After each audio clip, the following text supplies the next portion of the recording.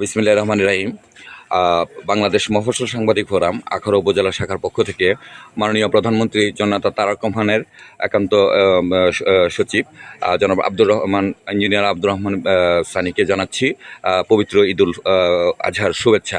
আরেকটা বিষয়, আপনি দীর্ঘদিন পরে আপনার এলাকায় এসেছেন, মাননীয় প্রধানমন্ত্রীর সাথে সাহচর্য দিয়ে যাচ্ছেন অবিরত প্রথম থেকেই, যখন জননেতা তারেক রহমানকে ফ্যাসিস্ট আওয়ামী লীগ সরকার বিভিন্নভাবে নির্যাতন করেছে, বিভিন্নভাবে করেছে। তো এখন দীর্ঘদিন পরে আপনার বাড়ি, হ্যাঁ, ব্রাহ্মণবাড়িয়া জেলার ঐতিহ্যবাহী বরিশাল গ্রামে এসেছেন, এ ব্যাপারে আপনার অনুভূতিটা আমরা জানতে চাচ্ছিলাম। আমার অনুভূতি হলো যে আমি আমার শৈশবে ফিরে গিয়েছি। যে শৈশব রেখে গিয়েছিলাম সেই শৈশবে আমি আসছি, আমার বাবা মার কাছে আসছি। আসছে আনন্দ, এর চেয়ে বেশি আমার কাছে আর কোনো কিছু নেই। আনন্দিত। আচ্ছা, তো আমরা ওয়েলকাম ব্রাহ্মণবাড়িয়া জেলার পক্ষ থেকে। আরেকটা প্রশ্ন হচ্ছে, আমরা আসতে সময়, আমরা সাংবাদিকরা আসার সময় আপনাদের বাড়ির একটা রাস্তাঘাটের একটা বেহাল অবস্থা দেখছি। এই রাস্তাঘাটটা এবং শুধু এটা না, সারা ব্রাহ্মণবাড়িয়া ডিস্ট্রিক্টের বিভিন্ন উন্নয়ন অবকাঠামো কীভাবে মাননীয় প্রধানমন্ত্রীর মাধ্যমে আমাদেরকে উপহার দেবেন, সে ব্যাপারে সবিস্তার একটু বলেন। আপনি জানেন আমাদের এই বরিশাল গ্রামটা অত্যন্ত অবহেলিত একটা গ্রাম ছিল। ব্রাহ্মণবাড়িয়া সদরের একটা অংশ, মানে এটা প্রত্যন্ত এলাকায়। তাই মানুষ আমরা যখন দেশে আসলাম, ক্ষমতা আসলাম, আসার সাথে সাথে আমি আমার ইউনিয়নটাকে একটা আলাদা করে আমি বরিশাল ইউনিয়ন নামে আমি আখাউড়া উপজেলাতে এটা স্থানান্তর করতে সক্ষম হই, এবং এটা আমরা দীর্ঘদিনের দাবি ছিল। আলহামদুলিল্লাহ সেটা করেছি। পাশাপাশি রাস্তাঘাটের জন্য অলরেডি বেশ কিছু কার্যক্রম শুরু হয়ে গেছে, টেন্ডার পর্যায়ে চলে গেছে। আশা করি খুব শীঘ্রই আমাদের এই এলাকার যে উন্নয়নগুলো দৃশ্যমান হবে। বিশেষ করে আমার গ্রাম এবং আমার যে নতুন একটা ইউনিয়ন হয়েছে বরিশাল ইউনিয়ন পরিষদ, ওইটা আন্ডারে যে 6টা গ্রাম আছে ওইগুলো ইন্টার কানেকশন করার জন্য আমি যে আমাদের যতগুলো রুট আছে সরকারিভাবে, এগুলাকে কীভাবে আরও উন্নতিকরণ করা যায়, রাস্তায় আরও যাতে চলাচল সুগম করা যায় সে ব্যবস্থায় ইনশাল্লাহ গ্রহণ করব। আচ্ছা, সচিব মহোদয়, আরেকটা আমাদের প্রশ্ন হচ্ছে, আমাদের ব্রাহ্মণবাড়িয়া ডিস্ট্রিক্টটা দেখেন, বাংলাদেশের প্রত্যেক জেলাতে একটা না একটা সরকারি বিশ্ববিদ্যালয় আছে, পাবলিক বিশ্ববিদ্যালয় আছে এবং সরকারি মেডিকেল কলেজ আছে, বিভিন্ন ধরনের টেকনিক্যাল ইনস্টিটিউট আছে, কিন্তু আমাদের ব্রাহ্মণবাড়িয়াতে তেমন নাই। এটার ব্যাপারে মাননীয় প্রধানমন্ত্রীর সাথে আপনার সমন্বয় কীরকম আমাদের জেলাটাকে উন্নয়ন করার জন্য? আপনি জেনে থাকবেন আমাদের ব্রাহ্মণবাড়িয়া কিন্তু আমি সরকারিভাবে কাজ করতে গিয়ে দেখেছি অনেক যোগ্য লোক ভালো ভালো পজিশনে আছে, কিন্তু তারা কখনো এলাকার ভূমিকা রাখতে পারে বলে আমার কাছে মনে হয় না। কারণ হলো তারা কোনো ইউনাইটেড না, তারা বিক্ষিপ্তভাবে আছে। আমি সরকারের যে কোনো পর্যায়ে যান, আমাদের ব্রাহ্মণবাড়িয়ার সন্তান আপনি তো আমি নিজেও ব্রাহ্মণবাড়িয়ার সন্তান। তা আমার চেষ্টা থাকবে সকল যে ব্রাহ্মণবাড়িয়া যারা আছে সকলকে ঐক্যবদ্ধ করে, যাতে আমরা, যেহেতু আমরা এতগুলো মানুষ একটা সরকার একটা উচ্চ পর্যায়ে আছি, আমরা যাতে এলাকার উন্নয়ন করতে পারি সর্বসম্মতিভাবে, সেই একটা চেষ্টা আমি উদ্যোগ গ্রহণ করবো। আরেকটা কথা ছিল, প্রশ্ন ছিল, আমাদের ব্রাহ্মণবাড়িয়া কিন্তু বরাবরই অবহেলিত রোডঘাটের দিক দিয়ে মানুষের, মানে যে আমরা যদি উন্নত বিশ্বের দিকে তাকাই, তো যোগাযোগ ব্যবস্থা যদি ঠিক না থাকে ওই জেলাটাই মনে করেন বিচ্ছিন্ন অবস্থা থাকে। তো আমাদের ব্রাহ্মণবাড়িয়ার প্রতিটা আনাচে কানাচে, শুধু আমার আখাউড়াকে নিয়ে বলবো না, ব্রাহ্মণবাড়িয়া যে কোনো প্রত্যন্ত অঞ্চলের রুটগুলি দেখবেন, কাঁচা রুট কোনো বাংলাদেশে এখন নাই, এই ব্রাহ্মণবাড়িয়াতে আছে মাটির রুট। তো এখন আপনারা যদি বড় বড় পদে আছেন, তো আমরা আশা করব সামনে আমাদের এই ব্রাহ্মণবাড়িয়াকে নিয়ে এই রুটঘাটটা অন্তত পক্ষে কি পরিকল্পনা করবে? এটা পরিকল্পনা অ্যাকচুয়ালি আমি তো ব্রাহ্মণবাড়িয়া আমার যাওয়া হয়নি। আমার হয়তো যতটুকু মনে পড়ে, আমার 5ম শ্রেণীর বৃত্তি পরীক্ষার সময় গিয়েছি আর 8ম শ্রেণীর বৃত্তি পরীক্ষার সময় গিয়েছি।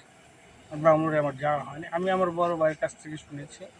আমার বড় ভাই আলাজ কবির আহমেদ ভূঁইয়া, উনি অলরেডি একটা অ্যাপ্লিকেশন দিয়েছেন যে একটা ট্রেনের ব্যবস্থা করে দেওয়ার, যেমন আপনার ব্রাহ্মণবাড়িয়া কসবা আখাউড়া হয়ে একদম ব্রাহ্মণবাড়িয়া ডাইরেক্ট ঢাকা।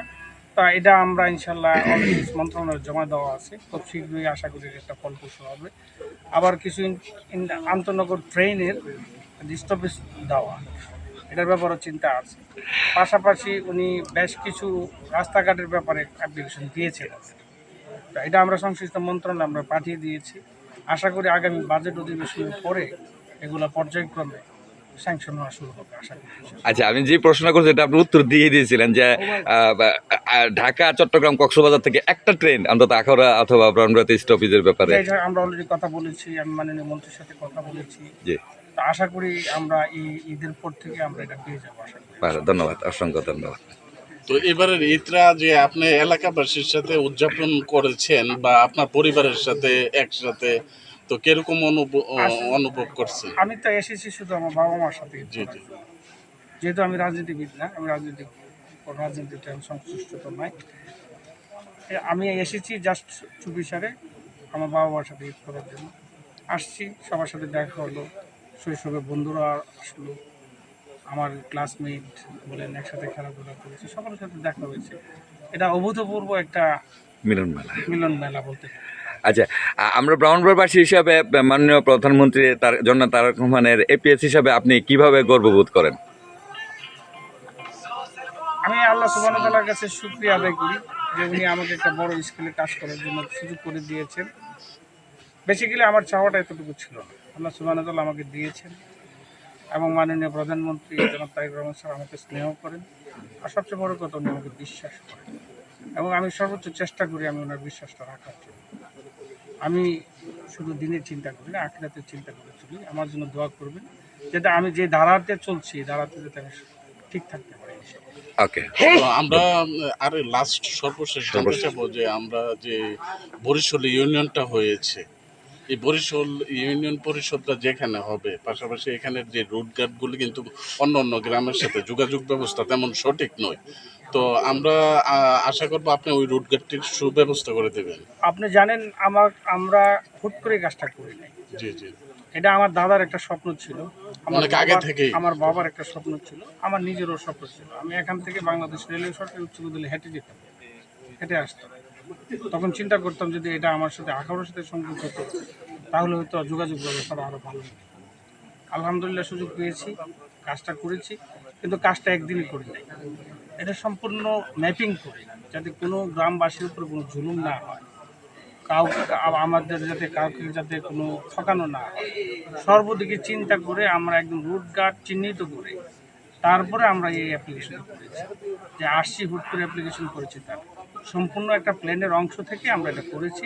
ইনশাল্লাহ এটা সম্পূর্ণ গেজেট আকারে প্রকাশ হওয়ার পরে, প্রশাসক নিয়োগ হওয়ার পরে আমরা সকলকে নিয়ে, যে 6টা গ্রাম আছে সকলকে নিয়ে বসে একটা সুইটেবল প্লেস বের করে, কারণ আমার কাছে তো ম্যাপিং করা আছে কোথেকে কোন রাস্তা আমি কানেকশন করব, কতটুকু কোনটাতে কোন ব্রিজ হবে, কোন এলাকাতে কয়টা মসজিদ দরকার আছে, মাদ্রাসা দরকার আছে, কতটুকু আপনার স্কুল, কোথায় স্কুলটা দিলে একটা সরকারি স্কুল দিলে সকল 6টা গ্রামবাসী উপকৃত হবে, সব কিছু চিন্তা করেই আমরা কাজটা করবো ইনশাআল্লাহ। অসংখ্য তো এটা ধন্যবাদ। আমাদের একটা উন্নয়নের একটা অংশ, যে ব্রাহ্মণবাড়িয়াবাসীকে অ্যাটলিস্ট একটা মেসেজ দেওয়া যে না, আমরা যে এসেছিলাম, আমার বড় ভাই যে রাজনীতির মাঠে এসেছিলেন বা আছেন, যে এলাকার উন্নয়নের জন্যই আসছি বেসিক্যালি।